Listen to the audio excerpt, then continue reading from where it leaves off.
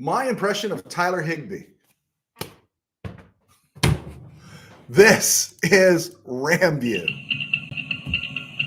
It's hot out there, but let's blow them off the line of scrimmage. Headline, what's happening?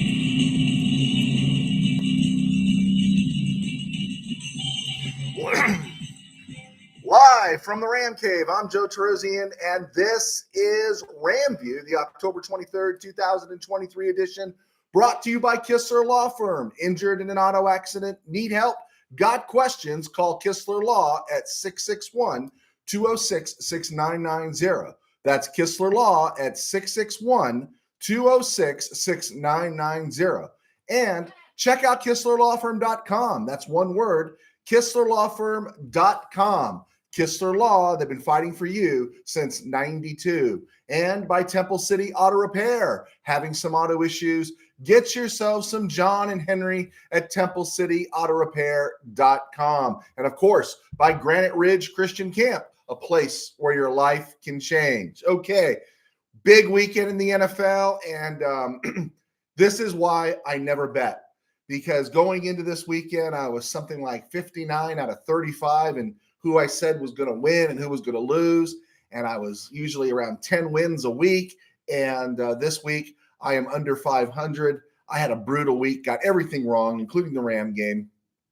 Steeler fan Rob in Missouri says he changed his final score prediction to 24-17. I have no proof of that, so I'm not going to give him full credit. But Steeler fan Rob was happy to get the win, and he was happy to let me know at 5:30 p.m., 6:30 p.m., 8:30 p.m., 10:30 p.m., 6:45 a.m. Pacific Standard Time, and at 8:45 he was today. He was still letting me know that he was happy that the Steelers won that game. So congratulations to him. But let's just get on with the day. I can confirm that the Rams are likely looking for a new kicker. What do you think? And if they're not looking for a new kicker, you want to know what they are looking at. So my guess is not who's the kicker going to be, but what are the overs and unders of when Brett Maher gets cut? Because right now, he'd probably lose his job to Sam Sloman. There was some chatter, why didn't the Rams re-sign Matt Gay? Well, I love Matt Gay. I'm all into Matt Gay. But Matt Gay got 4 years, 22 and a half rocks from the Colts. You just don't give that much to that's kind of pricey for a kicker for a team not going anywhere. So right now, I'd take Bruce Gossett, David Ray, a resurrected Tom Dempsey, Raphael Septien, Frank Corral, Mike Lansford, or put a call out to San Dimas for one of the Zendejas brothers and let the Rams get a kicker. Okay, Rams Steelers 24-17 in review, at least from the Rams perspective. I will say this right off the top for Pittsburgh. I will give credit to Kenny Pickett. That dude is tougher than I thought he was.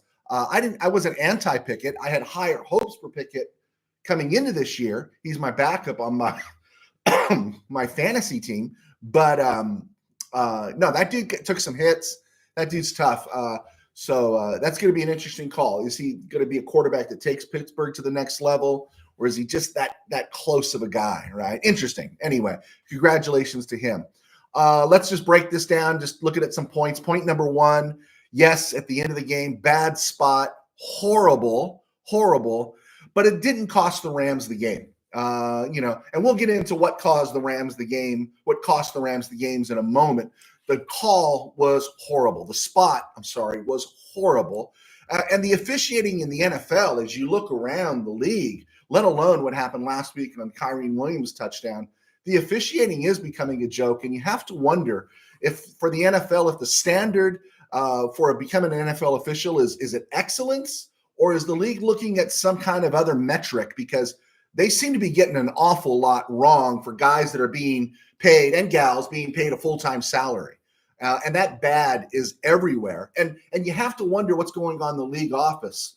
The word came down today that the Broncos safety, Kareem Jackson, is suspended for 4 weeks for the hit he laid on that Packer receiver yesterday. And Kareem Jackson's taking some cheap shots this year. I understand that. But there was nothing dirty about that hit. If they got it wrong on the field, that's the kind of thing you correct with the camera. And you look at the camera and you can see it's a totally clean hit, and yet they put him on leave for 4 weeks. See, this is the gutlessness of the NFL Players Union. That's what you go on strike for. That's when you step in and say, hey, this is wrong. This is absolutely wrong. Someone needs to do that. Regarding the Rams, and again, bad calls by the refs. On that last drive, the Ahkello Witherspoon pass interference call was so bad. It was so bad. I'll tell you why I think it was so bad is that the other official on that side of the field knew it was bad, and that's why he quickly countered with the taunting penalty for Deontay Johnson for the Steelers, because what Deontay Johnson did in doing this, that wasn't worthy of a taunt. What Pickens had done earlier, that was worthy of a flag. What Johnson did wasn't, but the pass interference call was so egregious on Witherspoon that I really believe the other official did that. And they did the offsetting, and they just ran the play again. But either way, it still hurt the Rams. Instead of being 4th down and 8, it was 3rd and 8, and the Steelers had another shot. That's when the pass went to Robinson, and then subsequently the failed sneak by Pickett that was allowed to stand and wasn't allowed to be looked at. It was a disaster. But there were other reasons the Rams lost that game.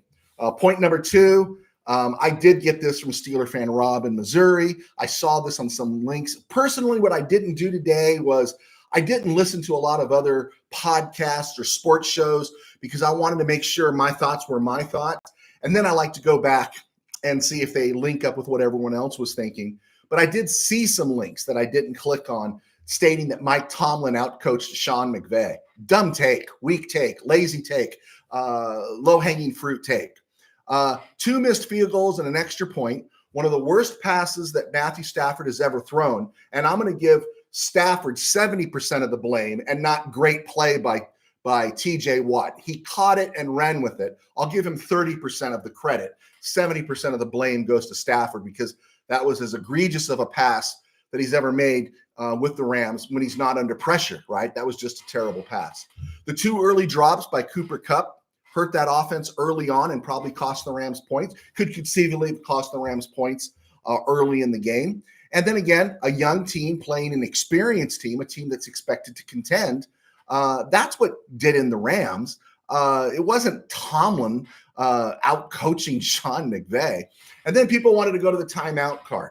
The timeouts that Sean McVay spent was not an issue, okay? The way he spent those timeouts to keep everything on the front side of the 2-minute warning did pay off. If not for the egregious call on Witherspoon, no one would be seeing anything about the timeouts. Timeouts happen. The sports bar fan mentality takes in. The horns up crowd comes in. McVay sucks. Grow up. No, McVay burned those timeouts on the Steelers' last drive. The way he burned them was spot on. And without the scrooching of the officials, no one would be saying a word today. I do agree he can waste timeouts on getting play calls in. There's so many times we come down to the wire because he wants this last look and everything. I get that. I'll argue on your case on the side of those who say he wastes timeouts in that instance, but I won't argue against what he did yesterday, right? The part I did think was interesting and I would think would cause some look is that, whenever a review is open or remains open, it's really until the next play is run, right?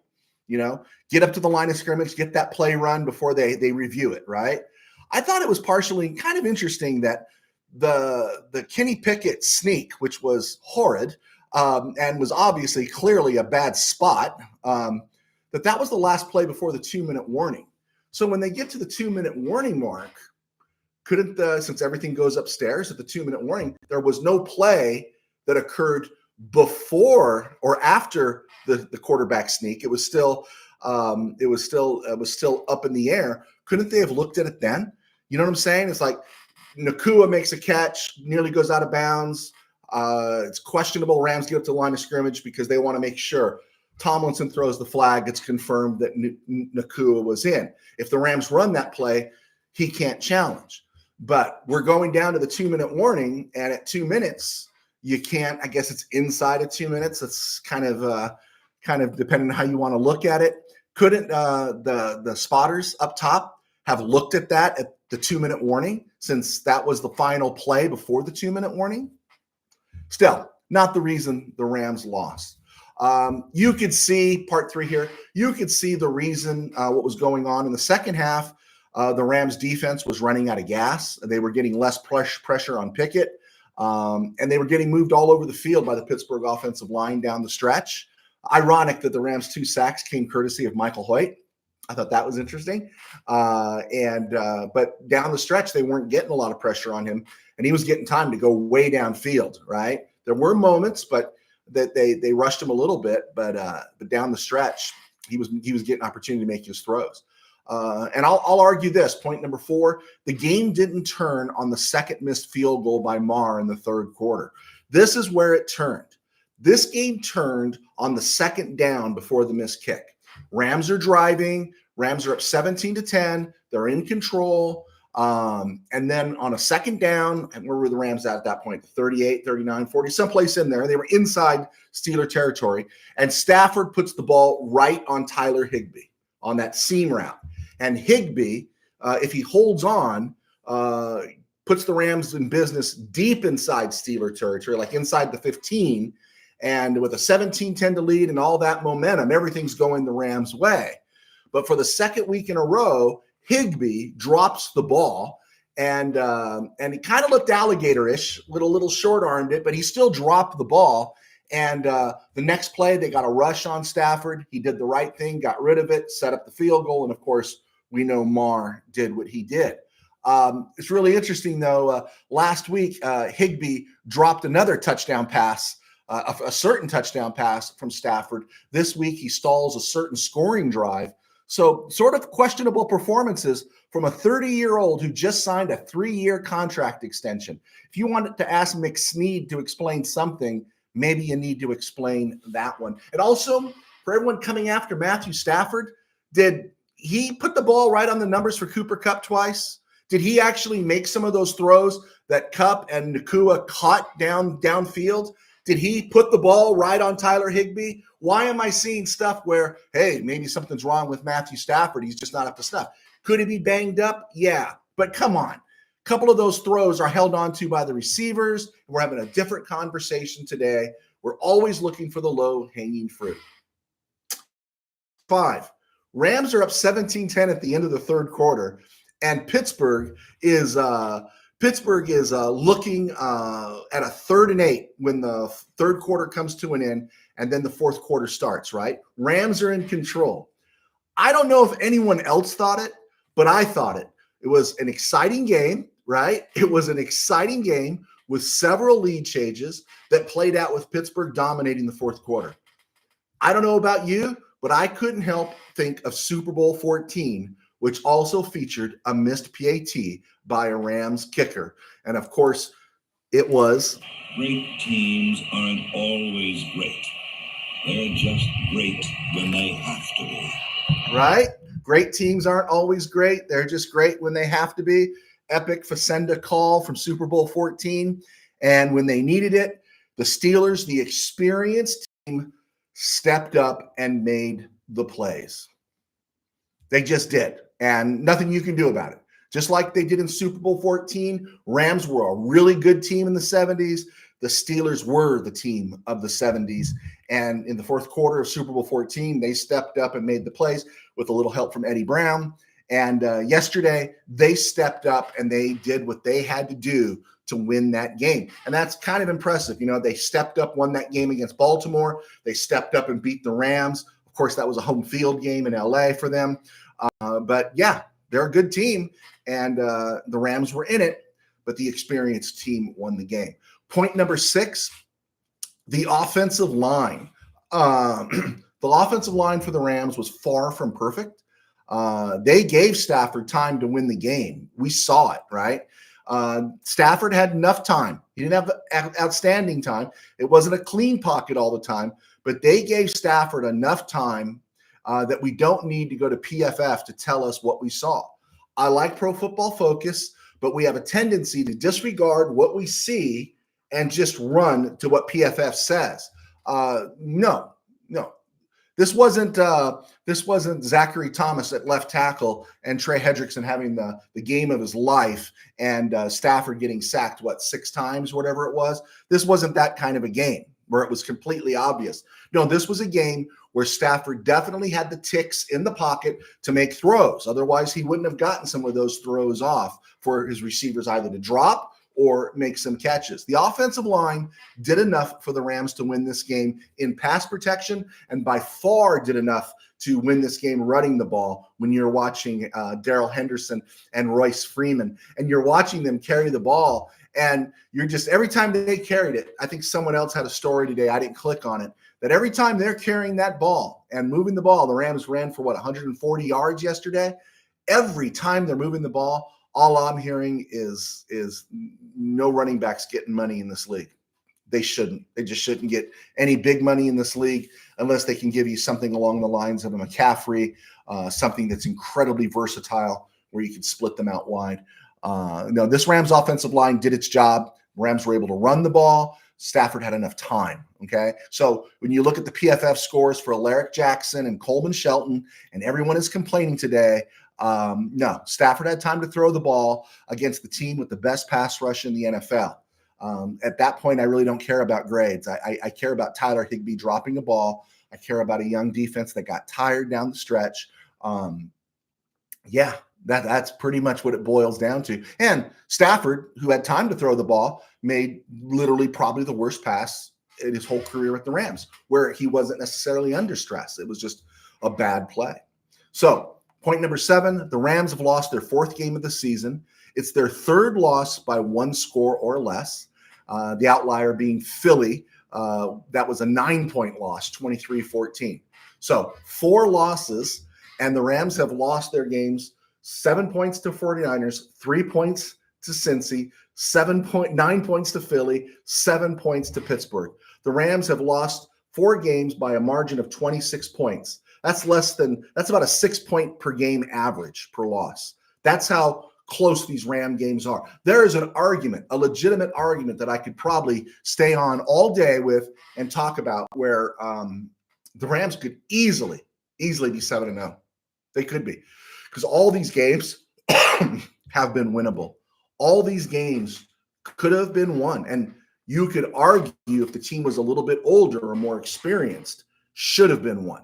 And I think also if this team was a little bit older and more experienced, rightly so, there should be outrage. But, you know, when I go back to the Rams last year, they lost a game at home to the Cardinals they should have won. They should have at least won one of those games against the Seahawks. They should have beat the Saints. They should have beat the Buccaneers. They were up and had opportunity in all these games.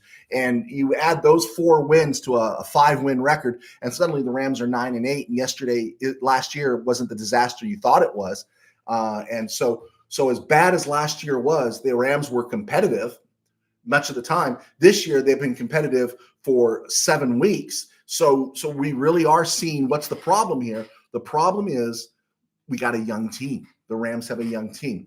No one is kicking this team's butt. Again, with the exception of a very, very few, everyone expected this team to get its butt kicked over and over this year. All those frauds in the KBM who really didn't look at the roster, who just went with the narrative that was out there as opposed to really watching this team, were saying the Rams are going to get their butts kicked. Literally, I will tell you, Jake Ellenbogen, who I do not know, but I keep singing his praises because he was the one that was right. We were right here. We were here saying we could see the Rams winning 9 games, and if everything breaks well, 10. But the problem now, when you talk about that maybe a 10-win season or a 9-win season, is you can't let these winnable games pass. And because the NFC is so clustered, boy, these things are going to come back and bite the Rams really hard down the stretch, right? But again, nobody expected these losses this year to be this close. Through the spring and summer, Frisco, Cincy, Philly, Pittsburgh all look like total blowouts, right? Number 8, I'm so amazed how everyone is suddenly upset and how Sean McVay is not a good enough coach. For the reasons I previously listed, I'd give McVay coach of the last year and a half before what he's done. He held that team together last year. The stars were playing hard, those that weren't on the injured reserve. and they're playing hard this year. And you can see it. This team has exceeded expectations, and that goes to the coach. And as the originator of FireRaheem.com or hashtag FireRaheem or Raheem must go, this defense is playing better. This defense is playing much, much better. I really hope it parlays into a head coaching job for Raheem. And there's a couple of third-round draft picks coming the Rams' way in 2025. Number 9, bottom line is I get wanting to scream. I totally get wanting to scream watching this Ram game. I do, right? I personally wolfed half a dozen mini cupcakes yesterday in the Ram cave watching this in my anxiety because I was watching this game and I'm going, this is so winnable. It's so winnable. It's so winnable. And as I got up this morning, it was perspective. And that's why I didn't listen to any shows, read anything other than the stat sheets and look at PFF. I didn't want to be influenced because it is all about perspective. This is a young team exceeding expectation and losing games that in a year, barring any sort of disaster, it's a team that will be playing 4 quarters of winning football. Why can't the Rams put 2 halves together? Why can't they put 4 quarters together? Because it's a young team, man. It's a young blanking team, as Barkley might say, and they're going to have their struggles. It's frustrating as all get out, but goodness gracious, in a year that was supposed to be the year of pain, the Rams could be undefeated right now, and they lost yesterday because of a kicker's meltdown, a Higbee drop, a bad pass, and youth. And they didn't lose to the Cardinals, right? They didn't lose to the Bears, right? They lost to a team that when the season began was supposed to be a Super Bowl contender and looks like it may be finding its way. And I give them credit for that. The Steelers are mentally tough, and that's what you expect from a veteran team, so good for them. Around the NFL and other places, real quick here before we go to break, can we just elect Lamar Jackson to the Hall of Fame this week so we can say he is in and then get back to the business of the 2023 season? Lamar works. He's a hard worker. He's playing great, but I don't know if I've ever seen a quarterback given as much of a pass as Lamar is on any shortcoming. If he has a bad day, his receivers were bad. If he has a bad day, it's the offensive line was bad. It's never like, hey, maybe Lamar has some limitations. And yeah, Detroit came to town. I expected more from Detroit. I think everybody expected more from Detroit, and Detroit died. Good for Lamar. I do not dislike Lamar. I think I just don't like the smooching that goes on regarding Lamar. Point number 2, Justin Fields and Daniel Jones. Daniel Jones for the Giants and Justin Fields for the Bears might want to do whatever it takes to get back on the field ASAP. Tyrod Taylor for the Giants and Tyson Bagent, right, out of Shepherd University, the alma mater of the Saints' great Wayne Wilson. They got wins yesterday, and which might not be sustainable, but that's not a good look, man. It's just not a good look for Justin Fields. Keeps struggling. He's inconsistent, and a kid that's from a D2 school comes in there and is competent enough. He goes Brock Purdy on the Raiders just enough to get the win. And they've shown that certain things can be accomplished by subpar teams. And Tyrod Taylor did well, and they beat the Taxkins and the Bears.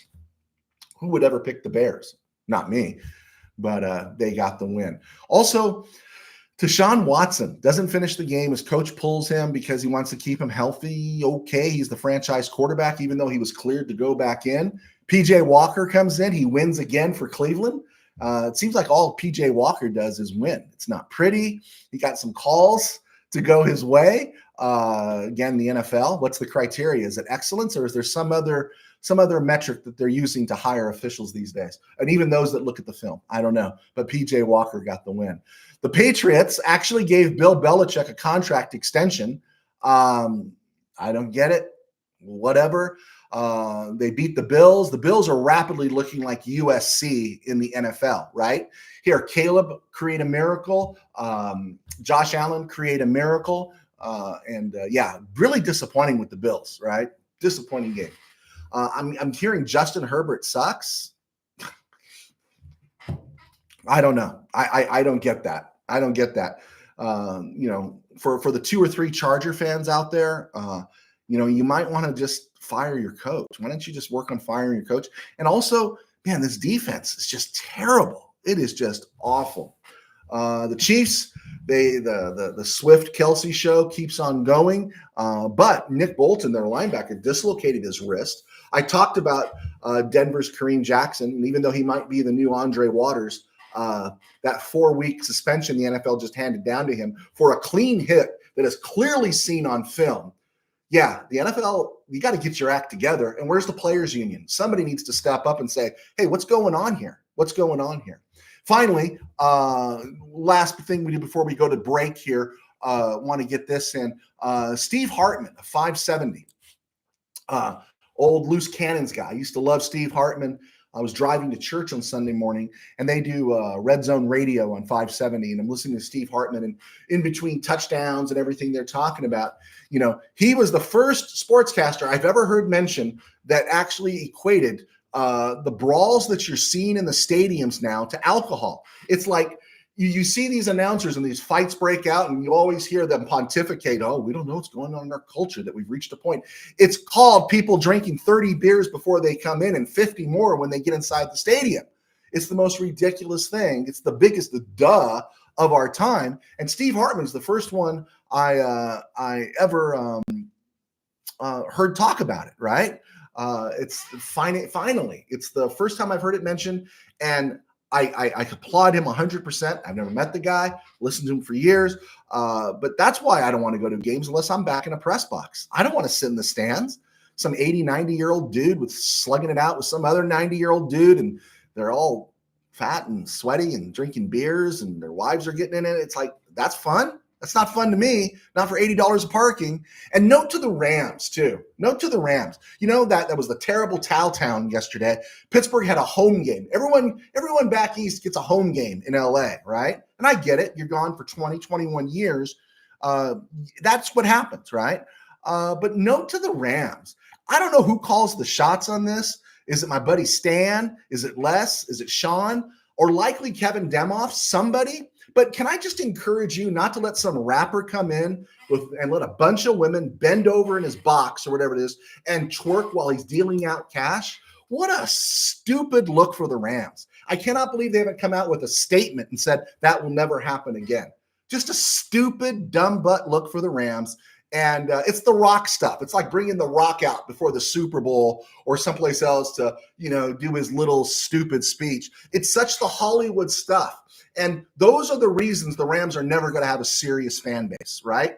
They're never going to have a serious fan base that's a fan base that you fear or respect, or, man, it's going to be a gold out or a blue and gold day or something like that. You can never do that in LA because all this stuff they promote, this ridiculous twerking in the box there, you got to stop that. You got to put a stop to that. You got to come out with a statement about that, let alone the fighting, let alone the drunkenness, let alone the $80 to $100 parking, right? Very much the culture of LA, that kind of stuff. And I guarantee you, until the Rams correct that kind of stuff, they will always have more 49er red when it counts. There will always be more terrible towels when the game counts, right? There'll always be more Cowboys and Stars with helmets in that SoFi Stadium, and their Ram home games. There'll always be more Cowboy Stars because the Rams are not cultivating a solid fan base. They're cultivating this vapid, ephemeral, this temporary fan base that has no loyalty, has no passion. They look like that paid-for Charger fan, right? Chargers are paying for fans, right? This is ridiculous. I just, it didn't offend me because it was sexual. It offended me because it's just stupid. It's just a bad look. Grow up, LA. Just not LA, Rams. Grow up. Recognize the times. You want to build a decent fan base? Get professional in your fandom. You have a good enough product on the field and a good enough front office. It's nuanced, right? A serious football fan can see there's something special about everything in this Ram organization. Why do you go for the low-hanging fruit of what you see at the stadium? Preposterous. There we go. I whined enough. I'm Joe Tarosian, and I don't think that was a soapbox. I'm Joe Tarosian, and Tim Burns. Am I riled up today? and wired up to see Stafford not in sync. Yeah, no, I'm just wired up just because I just expect more from the Rams. I just expect more from this organization that's been top flight ever since it got back, ever since Kroenke took over. And seeing what was going on in the stands yesterday, I thought that was terrible. Let alone, hey, it's a young team. Otherwise, we're good. AMS, you asked a question. What happened to Kupp? Unless some news broke, all I know is he dropped those 2 passes and made a couple of really nice catches too. If you hear anything, drop me a line here. Anyway, I'm Joe Terroza, sports writer for 21 years. Now I do RamView thanks to our sponsors at Kistler Law Firm. I want to say thank you to them, Temple City Auto and Granite Ridge, where we have Man Camp week of the bye, November 10th, 11th, 12th. If you're interested, let me know. I do RamView and I write books now. I've been writing books for a few years. I do RamView now. And that supplements my income as I pastor a small church in Burbank called Burbank Faith Naz. You can check us our channel here on YouTube, Burbank Faith Virtual, as well as burbankfaithvirtual.com, Burbank Faith Virtual group on Facebook. And it's, of course, we post on Instagram and the social platform formerly known as Twitter called X. And so we are all over the place. And thank you so much. My books are under my name, Torosan. I've written 2 high school football novels. Well received. And so I appreciate your support. And you can check out the reviews on those. All right, cool. So Monday, Wednesday, Friday, thank you for supporting us. Also, check us out on Spotify. We've had a little bit of growth, but be sure to spread the word on Spotify as we try to build our footprint there. And thank you to everyone new who has signed on. Feel free to throw questions at me. I'm not perfect. I'm not in the room, but I do have a lot of years of football and professional sports writing experience. So I do come from a certain angle. Quick news on Rams updates, Ram news, stuff you wanted to get out of the way here. The Steelers yesterday, Rams dominated most of the basic team stats, but I thought this was interesting is Steelers had 2 sacks, 2 hits, and 12 hurries. The Rams had 2 sacks, 5 hits, and 9 hurries. Pretty comparable numbers there. And also interesting that it wasn't necessarily the Steelers pass rush that beat the Rams. And I thought that would have been it. Rams offensive line did a solid job. Speaking of the Rams line, that right side of the line, Dotson and Havenstein are becoming formidable. Very excited about that. Need to look up Dotson's contract status because I hate to see him be a one and done. Puka, obviously not taking a back seat to Kupp, not in Stafford's mind anyway. So that really bodes well. He's on equal footing. If I have a critique of the Rams offense right now, it was really interesting. Did you see how committed the Rams were to the run yesterday? That was pretty cool, right?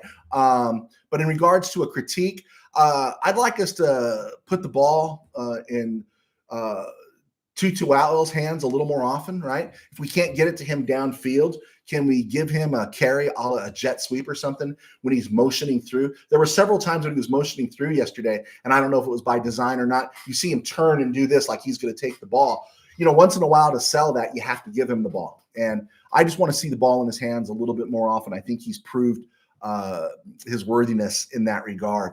And then again, you talk about the running back room, right? So far, unless you guys out there have something that's come across in the last few minutes, if you have something that's come across that I don't know about, most of this game was fairly injury-free for the Rams. A complete 180 from a year ago. And the running back room was all banged up, right?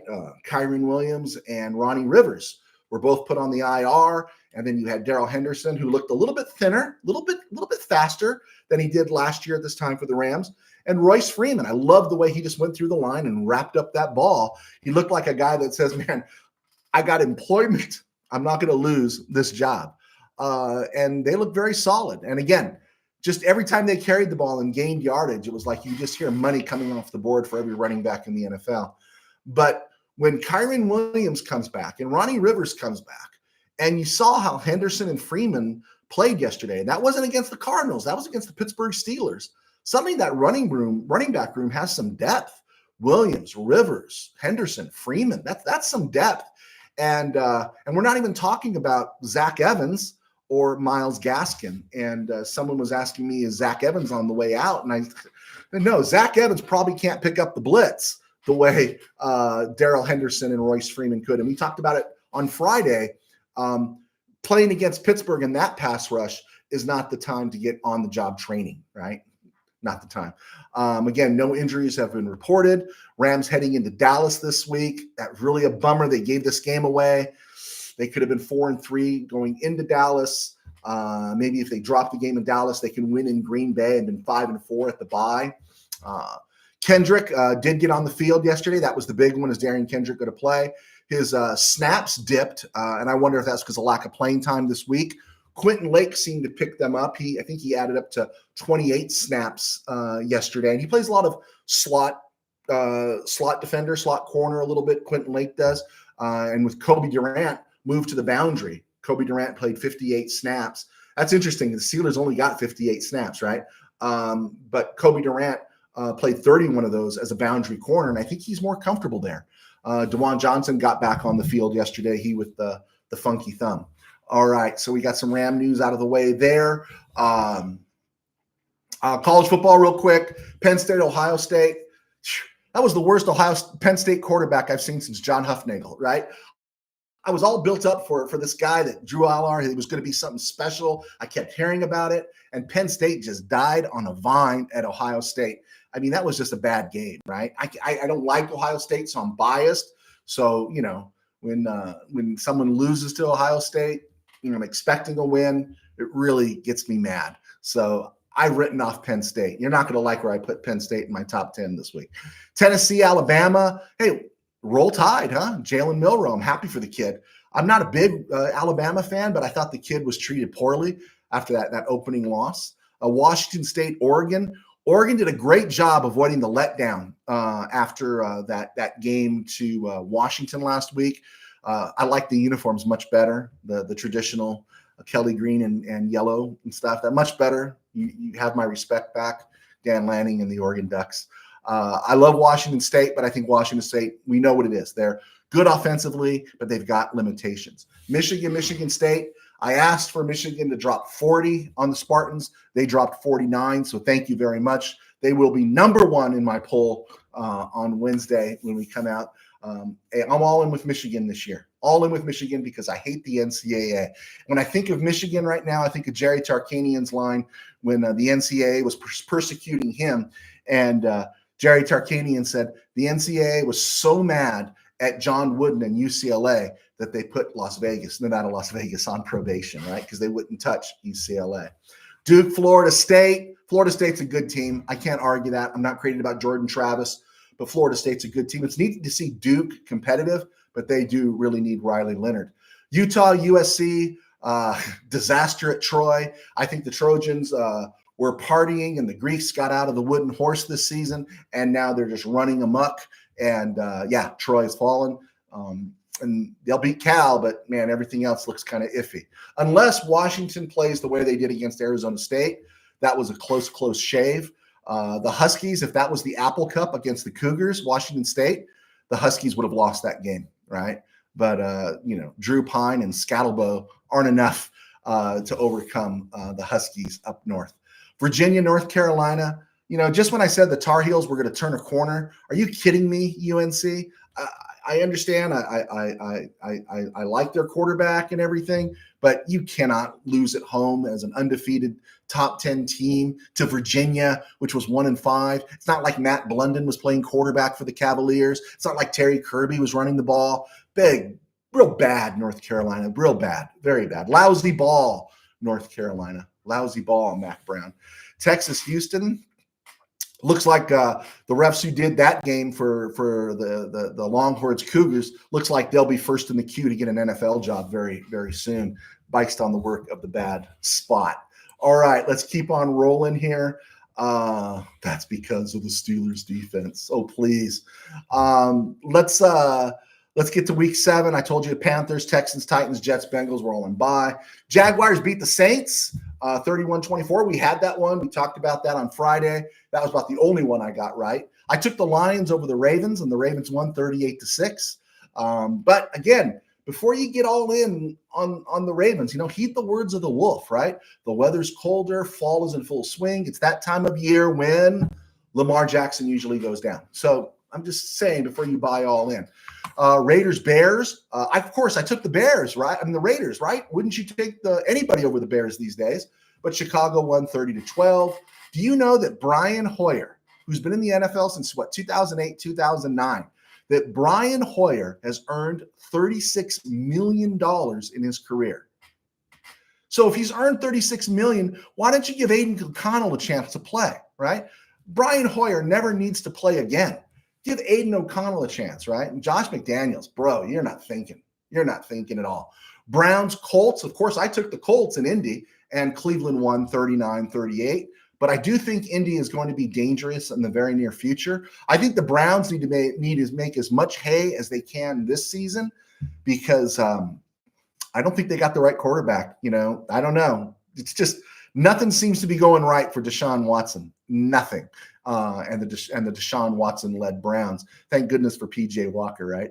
Bills, Patriots. Of course I took the Bills, and New England won 29-28-5. As I said, the Bills are the USC Trojans of the NFL, expecting Josh Allen to practically, in a football sense, walk on water, and he's unable to do that.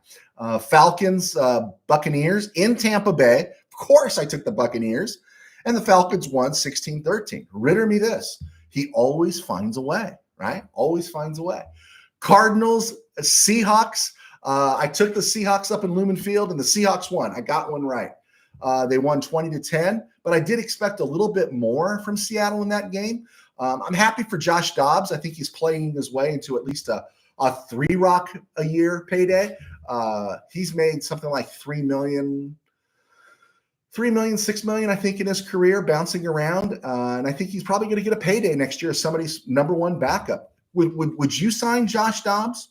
I'd sign Josh Dobbs. I would for a game or two. Yeah, I like him. I think he's a legitimate number two. Packers, Broncos. Hey, I got this one right. Denver won 19-17. And this helps the Rams, right? You really want teams that like the tax skins losing, the Packers losing. You want these teams being pushed down in the queue. And so that's good news for the Rams. The Packers, with Jordan Love's play, they've officially entered that Don Horn, Scott Hunter, Jerry Taggy, Jim Delgado phase of their rebuild. And as long as they're on the Rams schedule, I'm very happy about that. I'm not anti-Packer. I'm anti-going to Lambeau every year for the last 4 years. Chargers, Chiefs. I took the Chiefs in that one. Chiefs won 31-17. Kelsey is playing great and with Miss Swift on his arm, but I can't shake a hard crash and burn being in the offing. I think things are going to come. I don't know. I'm just not believing in this Chiefs team. And then last night, Dolphins, Eagles. I did take the Eagles. I got that one right. Philly 31-17. Eagles played their best game of the season, and really they showed the Finns what it requires to go to the next level. And I think some of that shine or that feeling of invincibility that the Eagles, that the Dolphins had, is like, oh no, this is a very mortal team. On this date in Rams history, not much. I thought it was interesting. The Rams signed a punter named Mike Burke on this day in 1974, right? He had been waived on September 11th that year, just before the season started. And then they signed him on October 23rd. On October 24th, they released Dave Chappell. Does anyone remember Dave Chappell? Kind of popular Ram from Arcadia right here in the San Gabriel Valley.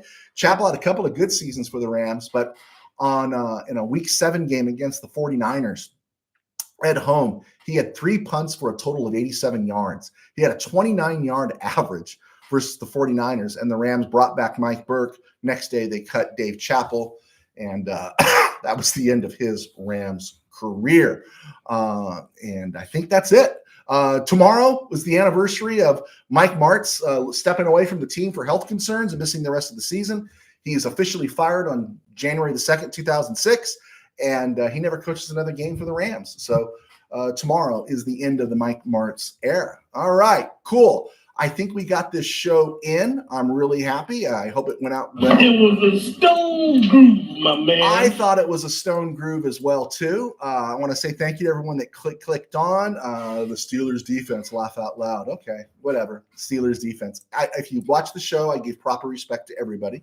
And we are going to get out of here. Be sure to check us out on Spotify. Be sure to keep clicking. Thank you so much for all the support and everything going on. We are doing very well.